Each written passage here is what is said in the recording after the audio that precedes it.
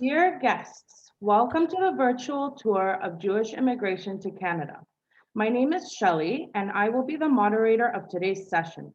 If you have any questions, please write them in the chat, and I will present them during the Q&A period at the end of the tour. Limmud FSU Canada is proud to partner with the Canadian Museum of Immigration at Pier 21 with a special focus on Jewish immigration to Canada. It is especially relevant today during the holiday of Hanukkah, or the Festival of Lights, which commemorates the struggles of the Jewish people against adversity. For all Jewish Canadians, Hanukkah is an opportunity to reflect on the many ways that Canada's Jewish community has made this country a stronger and more diverse place to live.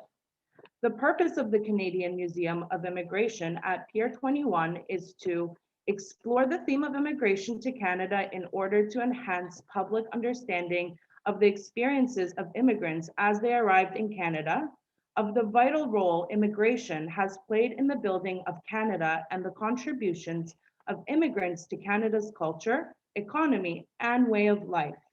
Happy Hanukkah, Chag Sameach. And now I would like to introduce Scott Stewart and Joy Xu, heritage interpreters from the Canadian Museum of Immigration at Pier 21. Over to you guys. All right, thank you very much, Shelley. Let's bring this up. All right. Hopefully everything technological is working and everyone can see the screen now. I'll move some of these boxes out of the way.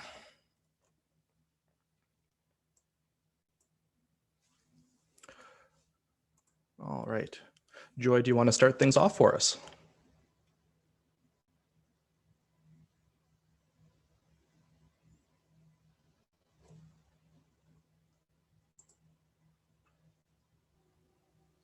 Okay, there we go. All right, thank you. All right, so hello everyone. Welcome to the virtual tour of Jewish immigration to Canada. Nice to meet you all today. Before I start, please allow us to introduce ourselves. So my name is Joy Xu. I'm a heritage interpreter at the Canadian Museum of Immigration at Pier 21.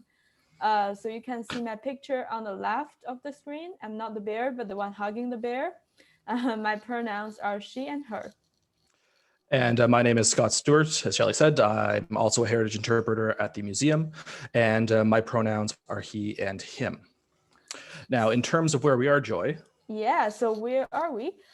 Pier 21 is in Halifax, Nova Scotia on the east coast of Canada. It's where the blue arrow pointing on the map on your screen. So Pier 21 served as an immigration facility between 1928 and 1971, which also the only immigration facility still standing nowadays from the past in Canada. So from here, I will hand over to Scott. So as Joy said, and as Shelley introduced the museum, the building is currently, or was historically, an immigration facility processing immigrants. It wasn't the only facility in Canada. There were facilities in New Brunswick, in Montreal, Quebec City, Vancouver, Victoria. But for the museum, the building that houses it and where Joy and I are speaking from today, I will mention that we are speaking from Mi'kma'ki, the ancestral and unceded territories of the Mi'kmaq people. This is particularly important today as our jobs involve talking about people coming to Canada to make their homes here. Well, this has been the home of Indigenous peoples for millennia, and immigration in particular has had a profound impact on Indigenous peoples and continues to impact them today. The tour will be running for approximately 45 minutes. And as Shelley was saying, there will be time for questions at the end. If anything comes up during the tour, anything technological or things like that, please write in the chat and we'll try and get to them. And we will also be asking questions of you, the audience. And likewise, when we get to those questions, if you want to input your answers in the chat box, that would be great. We are going to be giving a broad overview of immigration to Canada over the years. Now, that's a huge topic to cover.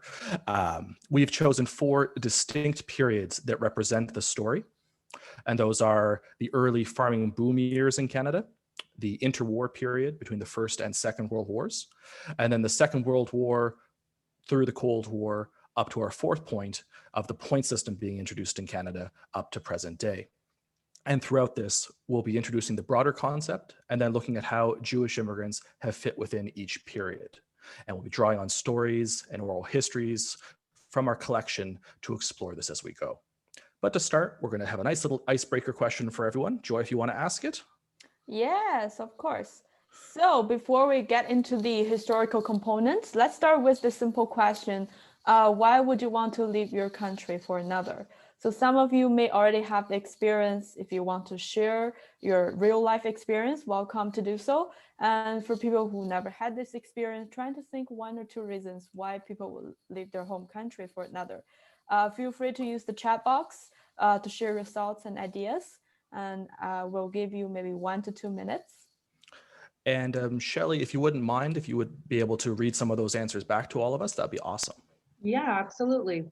So persecution, economics, for freedom, those for work, those are the ones we have so far, for sure. Yeah. All right. Anyone else likes to share? Yes, there's more coming in. Yeah, Safety great. or opportunity to bring relatives over, as well as to leave persecution that was mentioned, and to begin a new life with hope for your children. That's a good one. Yeah. We have another one, Cossacks, discrimination, family, economic opportunity. So we see very similar themes coming along. Yeah. All right. So, Scott, do you want to say something? No, go for it, Joy. Okay. Yeah. So, thank you for sharing, everyone. These reasons we're sharing today here are also the reasons why people came to Canada in the real life, no matter it was from a long time ago or recent. So here at Pier 21, we have a great collection of immigration stories. So now I will introduce Judy Stoffman. So Judy was born in Hungary to a Jewish family in 1946.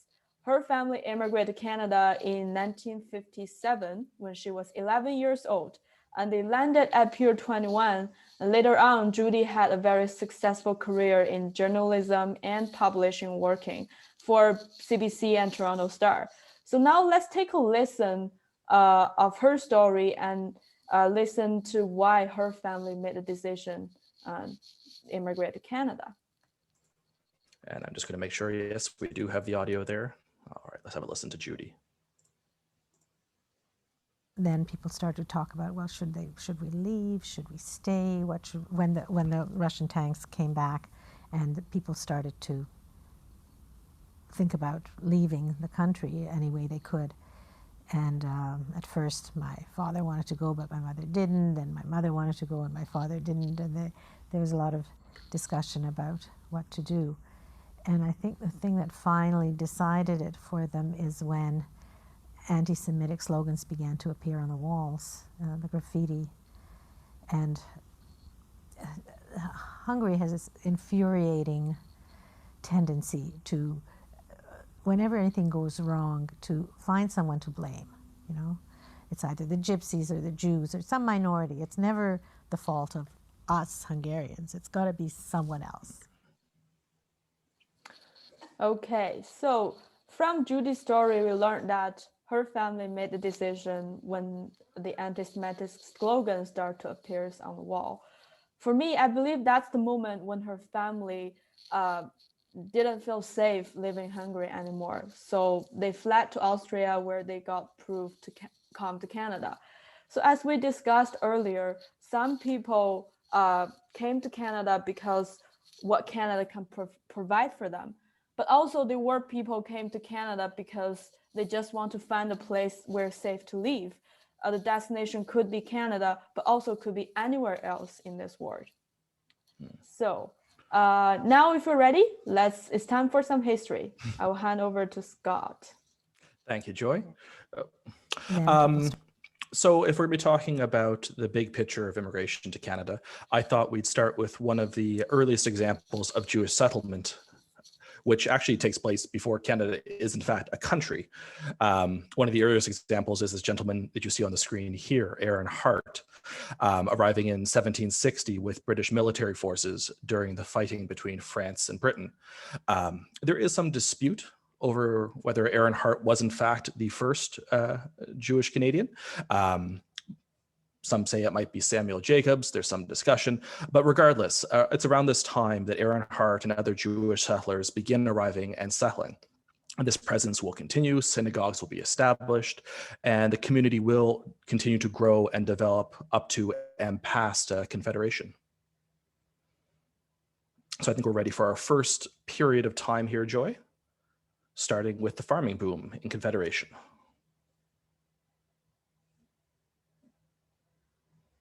Oh, Joy, you're muted again, I think. All right, thank you. I will just keep my microphone on. I won't mute myself again. All right, so now let's start with the first section, as Scott introduced earlier, the agriculture boom years in Canada. So after Confederation in 1867, Canada as a country has their own immigration policies. So the first Canadian immigration policy passed on 1869. Primarily focused on ensuring the safety of immigrants during their passage to Canada, and also protecting them from exploitation upon their arrival. However, as more and more immigrants arrived in Canada, this kind of open immigration regulations start to change, because there's a growing need of deciding who did Canada want as immigrants. So when you ask this question, or when making these decisions, automatically you're deciding who you want. On the other side, you're deciding who you don't want.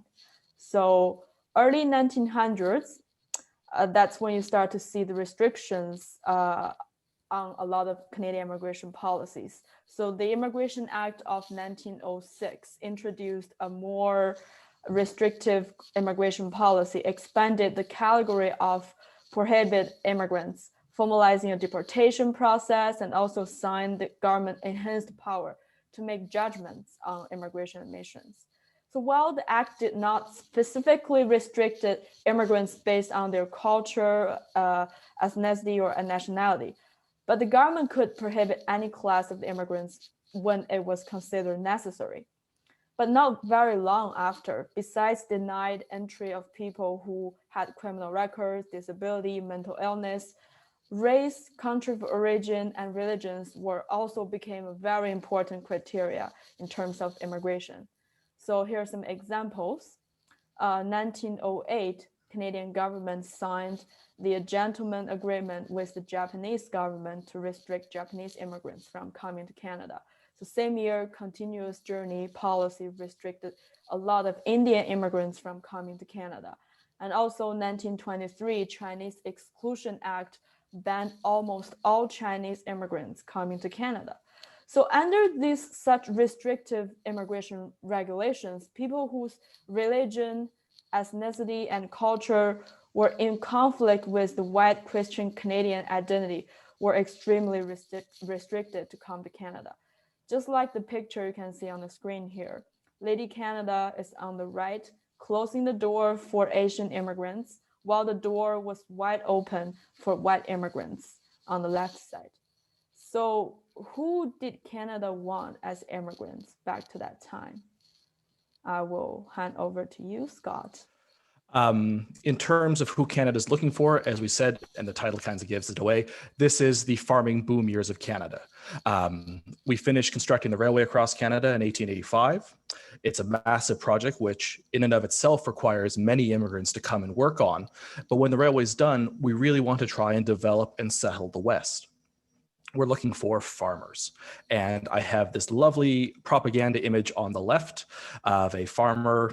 I love the depiction of Canada in this. It's golden fields of wheat as far as the eye can see. You will, I think, never be able to find a propaganda image showing snow or rain in Canada. It's always sunny here.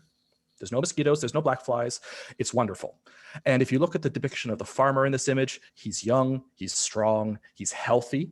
That's another grounds for exclusion during this time period. If you're considered unhealthy, you're not going to be a strong worker. We don't want you to come to Canada. He is literally shown here rolling up his sleeves as a healthy farmer coming to Canada. Personally, I think if you replace the Canadian flag with a hammer and sickle of the Soviet Union, you'd have some communist propaganda as well. But as I say, this is the farming boom. We want farmers to come to Canada. What does matter is what kind of farmer. As Joy alluded to, there is a racial component to who is a desirable farmer. In the early years of Canada, the desirable immigrant is a white British Protestant. Over time, and as needs arise, that definition will widen. The image on the right is from a interesting collection of government leaflets looking at different ethnic groups. And it's quite a bit of typecasting here. In this particular image, on the left, it says pure Russian. In the middle, Jewish person. On the right, German. That's it. Pretty stereotypical imagery. Also influencing who's coming to Canada, in addition to who is in charge. One of the early Canadian immigration ministers, at the time it's Minister of the Interior, is a man named Clifford Sifton. And some of you may have seen this quote before, which I love. I think a stalwart peasant in a sheepskin coat, born on the soil, whose forefathers have been farmers for 10 generations, with a stout wife and a half-dozen chickens, is good quality. Sifton is often credited as being one of the leading forces in settling the West, bringing farmers to Canada. And he's a little interesting too, because up until this point, the idea of a desirable farmer, as I said, is somebody who's British. With Sifton, he really doesn't care what country you're from, as long as you know how to farm.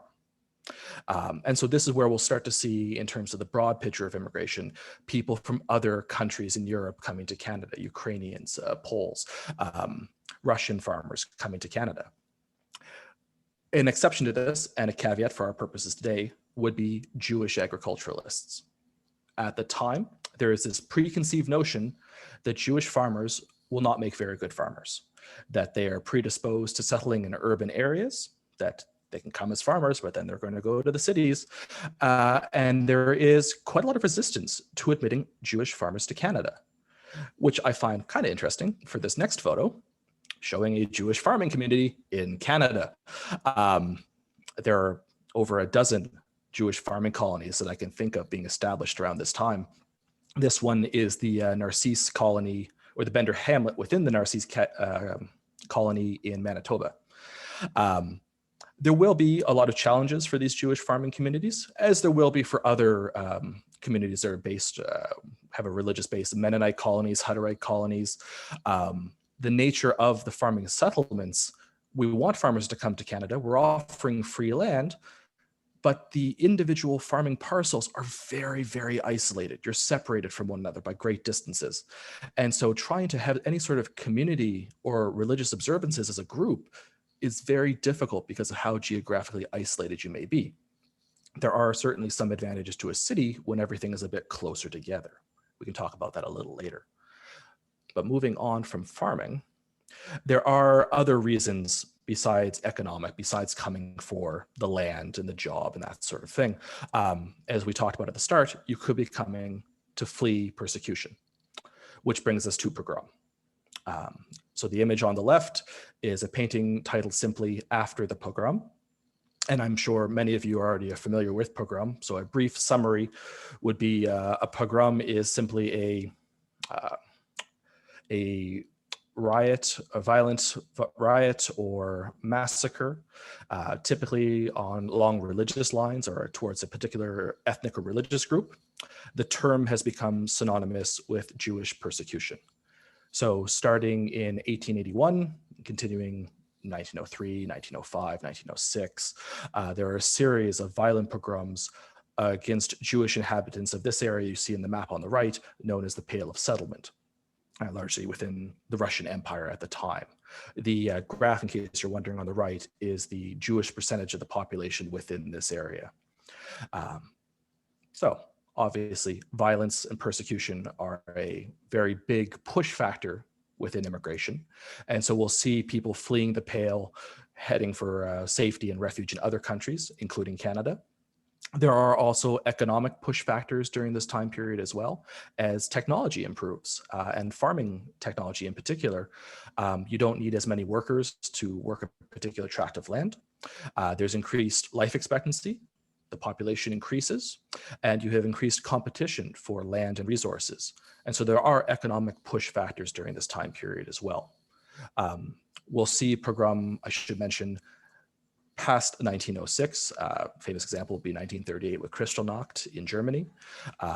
There's another one in Poland after the Second World War, and there are some in North Africa as well. But for our period, we'll move past 1906 towards the First World War. The Canadian Jewish population continues to grow and develop. And by the eve of the First World War, the Jewish population within Canada is standing at roughly 155,000. And we'll use this war actually as our transition into the next period. So Joy, if you'd like to talk about the war for a moment. Yes, of course. So thank you, Scott. So here we're using the First World War as a transition point of the boom years and to the interwar years. But I do want to take this opportunity to share a story with you about a Jewish Canadian soldier. His name is Joseph Wilder. We have a picture of him in the army uniform on the right of your screen. So he was one of the nearly 5,000 Jewish Canadians who served in the First World War for Canada. So Joseph was born to a Jewish family in 1895, Romania. And he had a dream to serve in the military since he was very young. But he was told that his dream would never come true in Romania because he was a Jew. 1904, 9 years old, Joseph came to Canada with his family. After 10 years growing up in Canada, he served as a medical surgeon during the First World War, and his dream came true in Canada as a Canadian soldier, and this also helped him to find his sense of belong in this country. So for a lot of Jewish Canadians, they fought for Canada to show their loyalty during the First World War, but also help them to find their sense of belonging in this country. As I said, this is a transition point. So now we will entering the interwar years. I will pass it back to Scott. Thank you, Joy. So in the first period, we're talking about who is desirable, who the ideal settler to Canada would be. As we head into the interwar years, we're going to head into a period of restriction and an increase in resistance to immigration. Following the First World War, there's a recession in Canada. Events such as the Russian Revolution in 1917, the Winnipeg General Strike in 1918, lead to a growing fear of the spread of communism and the risk of radicals in Canada. It's an uncertain period. And of course, one of the byproducts of uncertainty is fear. And from fear often comes blame and anger. So going back to that earlier quote I showed from Clifford Sifton talking about the desirable agriculturalist, well, I only realized recently there's a second half to the quote, which I'll show you right now. Talking about who is desirable, here he talks about the opposite. A trades union artisan who will not work more than 8 hours a day and will not work that long if he can help it, will not work on a farm at all and has to be fed by the public and work is slack. There, in my judgment, quantity, and very bad quantity. I am indifferent as to whether or not he is British born. It matters not what his nationality is. Such men are not wanted in Canada, and the more of them we get, the more trouble we shall have. It is worth pointing out, this is a quote that Sifton gave to Maclean's magazine after he was done being in charge of the immigration department in 1922. But he is quite critical about the government's policy at this time. And you can see a little bit about who he thinks is undesirable, and that mirrors the view of the Canadian government at large during this time. So in 1919, there's further restrictions to our immigration system. The government can bar anyone that it deems unsuitable or undesirable, anyone who is going to be unable to assimilate to life in Canada. And as Joyce mentioned earlier, the government has broad discretionary power on who they think is undesirable and why. The Great Depression is going to compound this. With massive unemployment, there is a natural restriction of the immigration system. And even British immigrants during the Great Depression are going to have trouble coming to Canada. They're one of the historically most preferred groups of immigrants, but they had better have a very valuable job and lots of financial support to be allowed to come. Anti-Semitism is going to grow during this time period as well. An example of this would be the Christie Pitts riot in Toronto in 1933. where the riot breaks out at a baseball game between a team with Jewish and Italian baseball players and fascist Canadians in the stands with a swastika. Be a very good example of that. I also have a quote from Frederick Blair, who was the head of the immigration department during this time. He wrote a letter to Prime Minister Mackenzie King in 1938, speaking on the subject of Jewish immigration to Canada. And he said, "Pressure by Jewish people to get into Canada has never been greater than it is now. And I am glad to be able to add that, after 35 years of experience here, that it has never been so carefully controlled."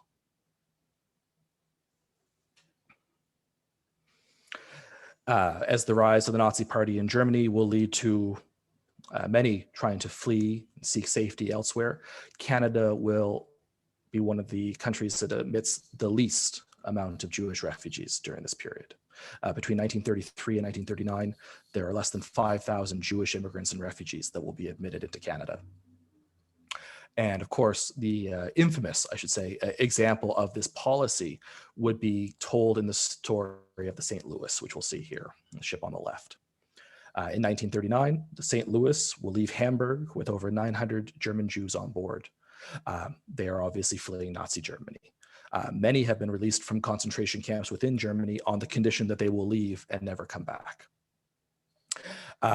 Many of the passengers hold tourist visas to be allowed into Cuba, and that's where the ship is headed. Upon arrival, the Cuban government essentially changes their mind. There are allegations of corruption.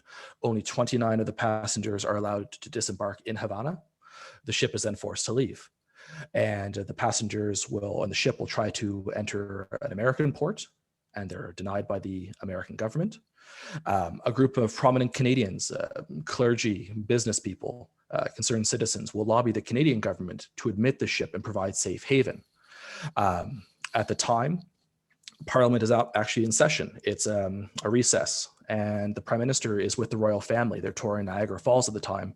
And so it falls to a number of immigration officials in Ottawa to make the decision of what to do.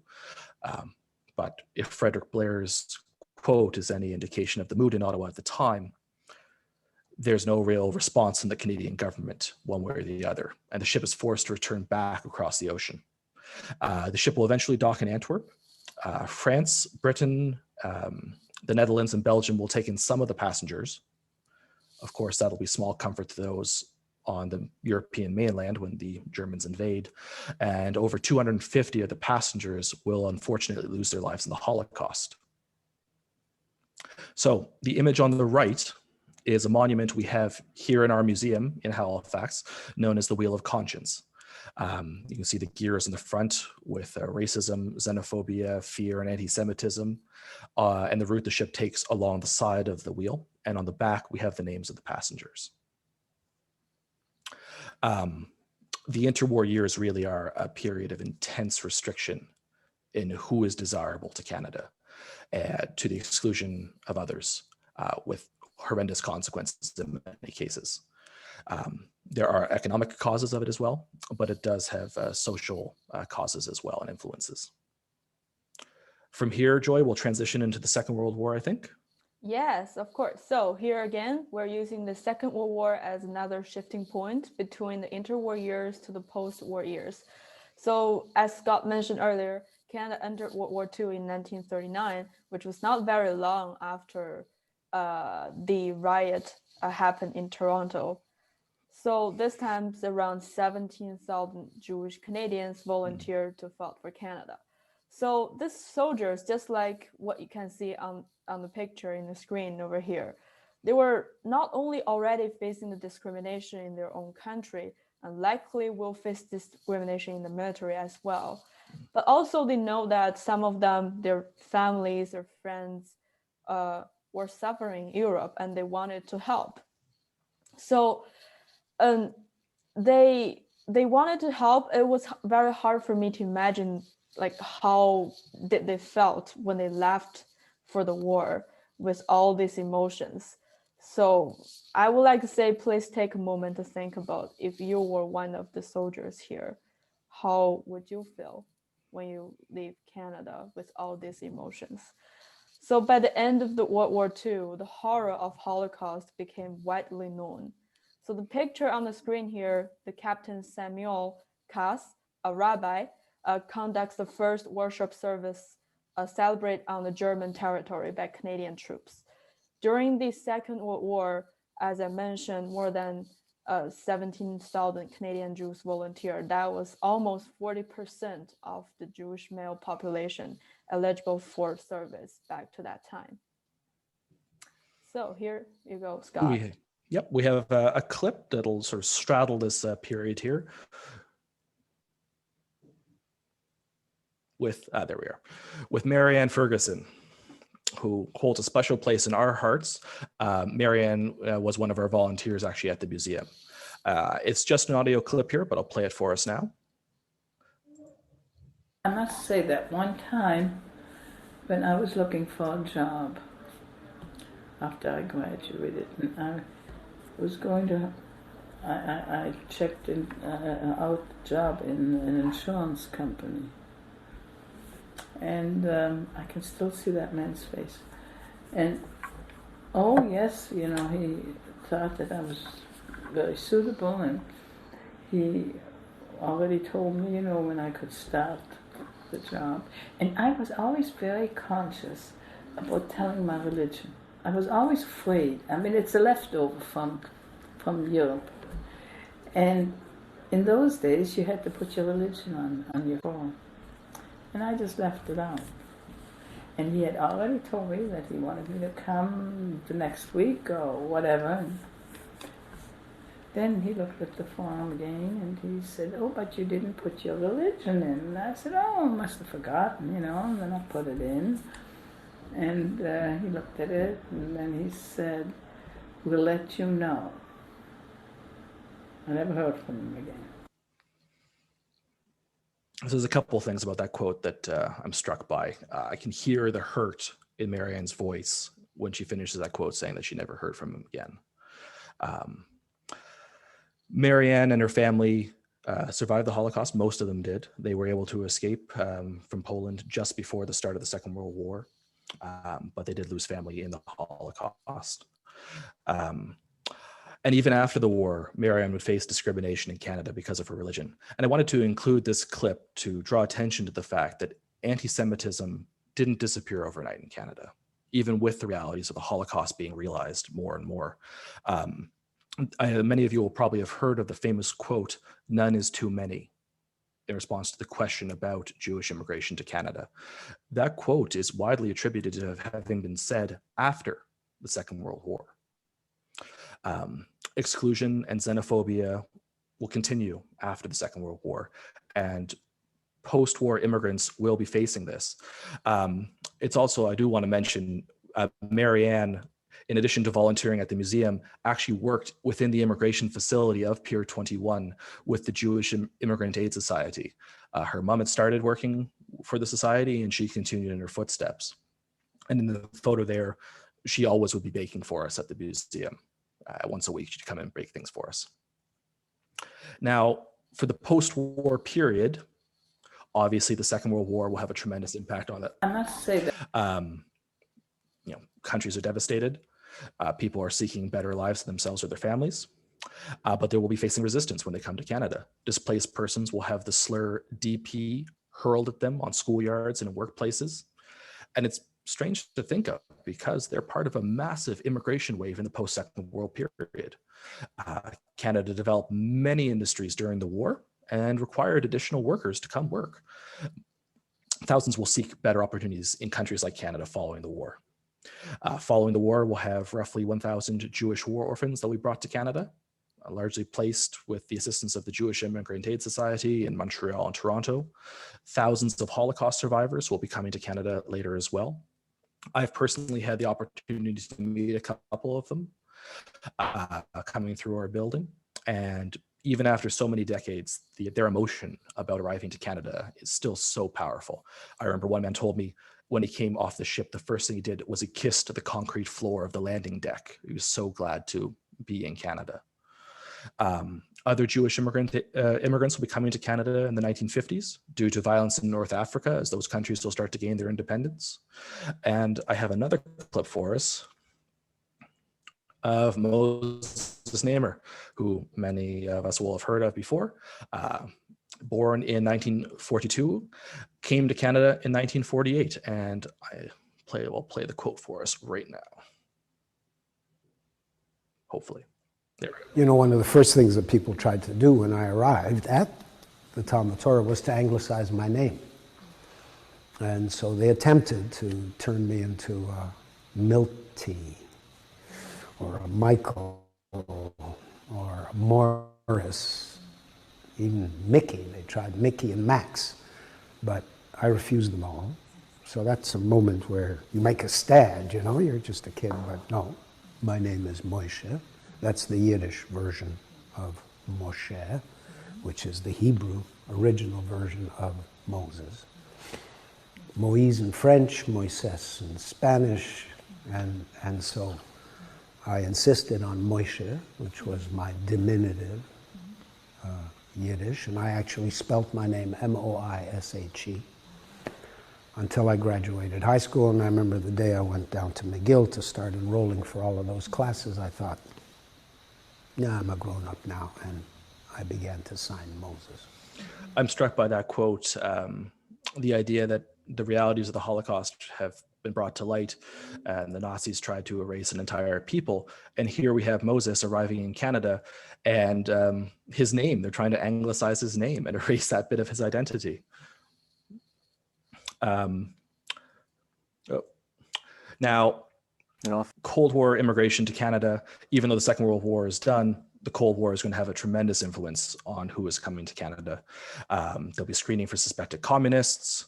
For many who wish to immigrate from behind the Iron Curtain, many will face persecution for simply asking to leave. The Soviet Union was officially non-religious. Practicing and observing your faith could be a very risky act. Many will seek to immigrate to Israel after its founding in 1948. Many were prevented with the excuse that their work expertise may be too valuable, or they knew state secrets and those secrets had to remain within the Soviet Union. It's only later in the Cold War, with policies of glasnost or openness, that many are allowed to leave. This is a time of different revolutions. We have the Hungarian Revolution in 1957, the Prague Spring in 1968, large numbers of refugees coming to Canada during this time. And it's a time when Canada adopts in 1952 its most restrictive immigration policy ever. Lots of expansion in the groups that are denied entry, including homosexuals, people with practices that are not acceptable by Canadian society. But it's during the revolution with Hungary that we have roughly 40,000 refugees coming, 12,000 or so from Czechoslovakia during the same time. And those include refugees like this next slide, Gabor and János Máté. Coming from Hungary, they're both born in 1944 and 1946, and they'll be coming in 1957. It also happened that the Canadian government had a really open policy for the Hungarian refugees for a couple of reasons, at least two. One is that there was a need for a skilled workforce, especially in Western Canada, and the other, it was part of the Cold War scenario. And so the Canadian government made it really easy for Hungarians to come to Canada. They actually paid for our passage from Europe to Halifax. They waived a lot of the paperwork requirements that normally goes with immigration. Mm-hmm. So that made it easier for our parents to come here. Well, and there also probably was an impulse of generosity there as well, just to... Well, with the Canadian government. And the Canadian, yeah. And there was a lot, Hungarian Revolution was quite a dramatic event in world history at that time, and certainly a lot of people had a lot of sympathy for our experience and the experience of Eastern Europeans. So all that conspired to bring us to Canada. So the post-Second World War period, immigration will have to deal with the impact of the war, the complexities of the Cold War, screening for undesirables, communists, things like that. But it's also a time where we have the growing idea around refugee policy and what place that will hold within the Canadian identity, within Canadian society. and that will also affect who is desirable. More and more groups will be coming to Canada on humanitarian grounds during this time period. And there is a bit of a shift in Canadian society towards who's acceptable based on these sorts of humanitarian efforts. And we'll use that, Joy, I think, to switch over to current policy. Would you like to take it away? Yeah, of course. So in 1967, 100 years after the Confederation, Canada introduced a new immigration system, which is the point system. So instead of selecting immigrants based on their race, religions, and country of origin, skills and educations became the main criteria under the point system. So this system was set up in which independent immigrants were assigned to points in specific categories relating to their education, occupational skills, employment prospects, age, knowledge of English or French, or personal characters. So individuals receiving enough points were granted entry, regardless their race, religion, or ethnicity. So here we can see some, the answer of who is ideal immigrants have changed over time. And people from all over the world who wants to immigrate to Canada, also after the point system have been imposed, they felt more comfortable coming. And also they came with more humanitarian reasons, as what Scott said. Or some of them just could simply because they want to change the way the way of life. So here at the museum, Scott, if you want to switch the PowerPoint to, so here at the museum, we have a program called Welcome Home to Canada, which will help new immigrants to gain Canadian experience. One of our participants, Jo Costin, you can see her picture on the screen. So her parents immigrated from Soviet Union to Israel in the 70s, and she was born to a Jewish family in Israel. But she couldn't find the sense of belong in Israel. She shared her story as immigrants coming to Canada with us. So you can see her story. I will read that to you. She said, and I quote, "Nothing made sense to me growing up. How can I explain this? I didn't understand the mentality and culture in Israel. I always admired the heroes and amazing stories from Israel's history, but I could never claim it as my own. And there are people who feel as if they were born in the wrong body, while I felt I was born in the wrong country. Sadly, nationality and original background is not something you can just rewrite. Fortunately, my husband shares these feelings. We choose to come to Canada and be reborn in it, to adapt as part of our identity. I love the gracious way people conduct themselves in Canada, and the thought of my children growing up in such accepting society as a happy one." So I shared this because I think in her story, we can see some positive results of the point system after the point system have been imposed. But I'm not saying that this is the perfect immigration system we ever had, but at least we can see a more accepting society in Canada. And today there are people who come to Canada just simply because they want to change their way of living. And in Canada, we respect that and we accept that. So more importantly, the Canadian culture and the Canadian identity we were saying earlier has been enriched by immigrants as well.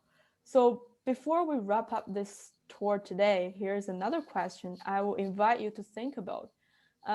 Feel free to share anything if you have something to share at the moment, but if just want to think about the question, maybe after the tour rest of the day, just think about how many of these policies and events have affected your family or yourself.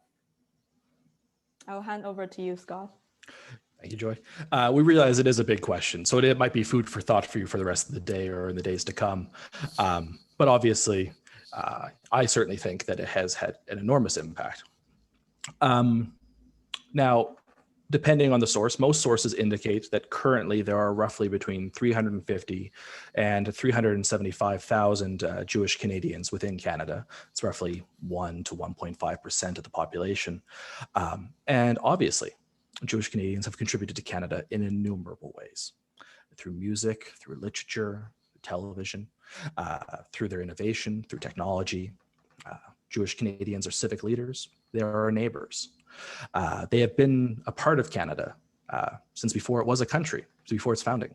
And they continue to be here today. I hope this tour has given you a bit of an insight into the story of Jewish immigration as it has unfolded within the narrative of the story of immigration to Canada, the challenges Jewish immigrants have faced, and the challenges that they've shared with other immigrants coming to Canada. This brings us to the end of our presentation for you this morning. If you have any questions or comments, obviously we'll be talking questions now, but if you have anything that comes up later and you'd like to ask about it, we love getting feedback. Joy and my emails are there for you on the screen. If you have any more detailed research questions, or if you ask a really good question today that we don't necessarily have the answer to, I've included a email address for our historians. They would love to hear from you as well. And if any of you are interested in looking up any of your own history, your own roots, I have a link to our Scotiabank Family History Center, our genealogy center.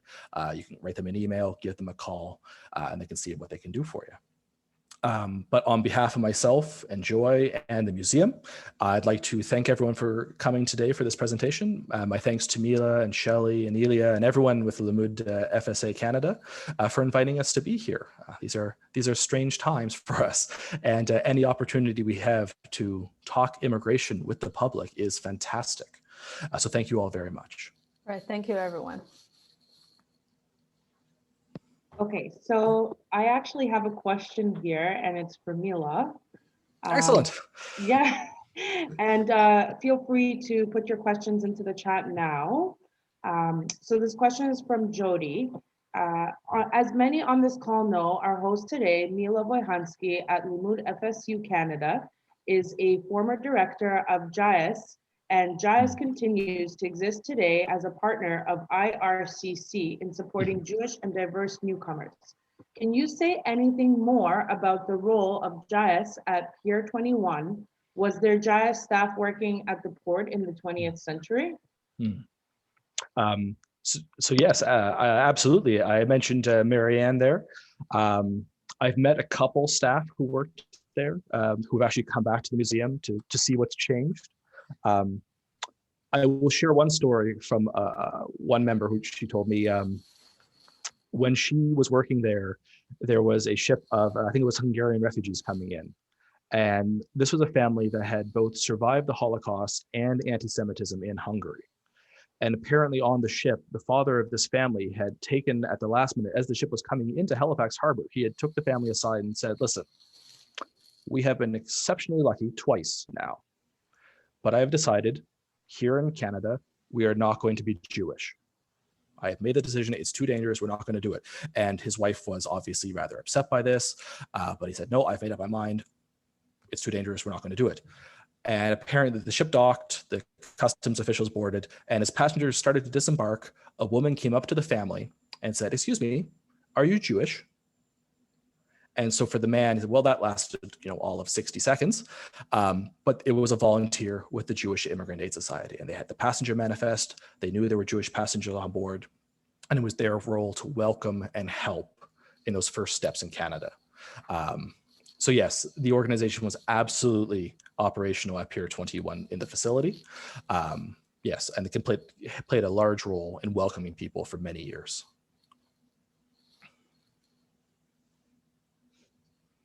And so, yes, JIAS is Jewish Immigrant Aid Services. And then the other question is, what does IRCC stand for? So IRCC would be the current name of the Immigration Department, Immigration, Refugee, Citizenship Canada. It's gone through historically so many different names. There are times when the Immigration Department is under Mines and Resources. When it's under Manpower, as our historian says, is probably one of the more accurate periods when it's interested in attracting workers to Canada. But IRCC is the current name today. Okay, perfect. Can I ask you to, sorry, Shelley, Scott, can I ask you to remove that thank you note so we can have a. Yeah, absolutely. Okay, thank you. There we go. All right, thank you. Okay, Shelley, go ahead.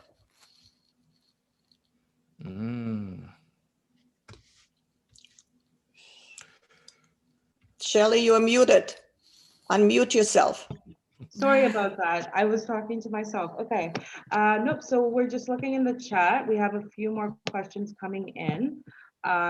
We have, I guess it's a comment and a question from Alex. I'm curious to learn about the controversial history of Canada accepting suspected war criminals, masquerading as DP refugees, but in fact, the guards in the camps. Yeah. One of my colleagues has looked into this a little bit, and you see this at the end of the Second World War, as displaced persons are coming to Canada, as refugees are, but also as the Canadian government and the American government are starting to bring specific people to Canada, scientists and academics and things like that. I know the RCMP was involved in screening those that are coming. I know there's the famous case during the war when enemy aliens are sent from the United Kingdom to Canada, out of the UK to be placed in prisoner of war camps in Canada. And you have a number of Jewish German refugees who have fled to Britain and have been sent to Canada as suspected enemy aliens. And many of them are in these camps with SS members. And it's not realized what danger they're in. They have to essentially go to the guards of the camp and say, listen, we cannot be with these people. And that takes a couple months to sort out. In terms of war criminals masquerading as DP refugees, I know the RCMP was involved in screenings with it's called the Stage B security screening for people coming to Canada. I can't think of any specific cases of people being discovered. That's not to say it didn't happen, but I'm personally not aware of any specific cases on that. That might be a question for our research team, though. Okay, awesome, thank you. And one more question regarding the museum. Does the center have an online library? So in terms of genealogy, yes, you can contact the Scotiabank Family History Center. To search, typically there's a form you can fill out on their website, and you enter all your personal information and submit it, and the staff will get back to you. Thanks, Joy, for putting that in there. Yeah. In terms of our story collection, the oral histories and all that, currently, if you go onto the museum's website, a portion of the museum's collection is public facing and accessible. We're in the process of changing technology right now. So hopefully in the next couple weeks, it'll become a lot easier to access and there'll be a lot more resources online. But that's also a great resource for folks. Okay, anybody have any more questions? Okay, so I would just like to thank everybody, as well as Scott, Mila, Joy, Ilya for participating, all of you for participating, and I'm just gonna pass it over to Mila right now. Hi, everyone. My name is Mila Bohansky. I'm the country director for Limmud FSU Canada. And as Jody mentioned, I was the executive director of GIS Canada for many years, and certainly was proud to be part of GIS Canada, the organization that was helpful in bringing so many Jewish immigrants to Canada. I know Scott and Joy didn't mention anything about the influx of Russian-speaking Jews to Canada. There's quite a significant Russian-speaking Jewish community right now in Canada, and we're very proud of it. And Limmud FSU Canada is certainly part of that community. I want to tell you that the Jewish community in Canada is a wonderful, wonderful community and a wonderful part of the Canadian mosaic. And we, as people who lived in the former Soviet Union and people who grew up with a feeling of anti-Semitism and inability to show the pride of who we are and what our religion, although there was no religion in the Soviet Union, so to speak, but at least what our identity was, we feel the freedom and the pride of being here and being part of this wonderful community. And especially now, you know, during Hanukkah, the miracle of the exodus from the former Soviet Union is something that is a very significant part of our life, our lives, and the part of the life of the world Jewish community, because certainly Russian Jews are a great part of that community. I want to thank everybody for being part of this presentation. I think it's a great moment for all of us to go back into history, to learn about the first steps of the Jewish community, the first beginnings of the Jewish community in this country that we are now part of.